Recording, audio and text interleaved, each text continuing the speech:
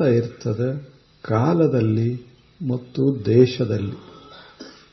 ಆದ್ದರಿಂದ ಈ ಸಮಸ್ತ ಜಗತ್ತಿಗೆ ನಾವು ಶಬ್ದ ಕೊಟ್ಟದ್ದು ಜಗತ್ತಂತ.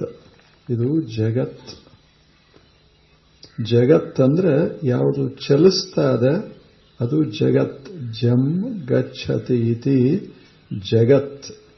ಪ್ರತಿ ಕ್ಷಣ ಅದು ಚಲಿಸ್ತಾ ಹೋಗ್ತದೆ. ಈ ಜಗತ್ತಿನಲ್ಲಿ ಎರಡು ಜಗತ್ತುಗಳು. ಒಂದು ಹೊರಗಿರುವಂತಹ ಮಹಾ ಜಗತ್ತು, ಇದೊಂದು ವೈಯಕ್ತಿಕ ಜಗತ್ತು.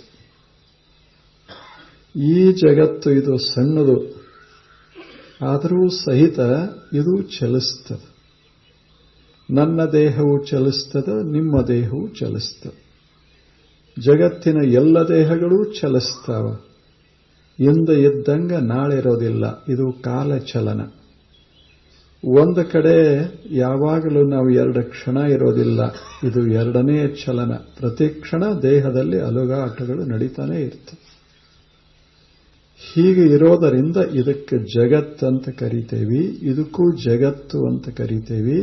ಈ ಜಗತ್ತಿನ ಮೂಲ ತತ್ವಗಳು ಅದಾವ. ಈ ಸಮಸ್ತ ಜಗತ್ತಿನ ಮೂಲ ತತ್ವಗಳು ಅದಾವ. ಆ ಮೂಲ ತತ್ವಗಳಿಗೆ ನಾವು ಏನು ಕರಿತೇವೆ? ಅವು ನಿರ್ಮಾಣವಾದ ತತ್ವಗಳು, ಕಾಣಬಂದ ತತ್ವಗಳು. ಮೂಲದಲ್ಲಿ ಇರೋದು ಶೂನ್ಯ, ಆ ಬಳಿಕ ಕಾಣಬಂದ ಸಂಗತಿಗಳದಾವಲ್ಲ ಅವಕ್ಕೆ ತತ್ವಗಳು ಅಂತ ಕರೆಯೋದು. ಅಂಥ ತತ್ವಗಳಲ್ಲಿ ನಾವು 3 ಭಾಗ ಮಾಡಿಕೊಂಡೇವಿ. ನಿನ್ನೆ ತಾವು ನೋಡಿರಿ. ಒಂದು ಶಿವತತ್ವ, ಎರಡನೇದ್ದು ವಿದ್ಯಾತತ್ವ, ಮೂರನೇದ್ದು ಆತ್ಮತತ್ವ. ಇವು 3.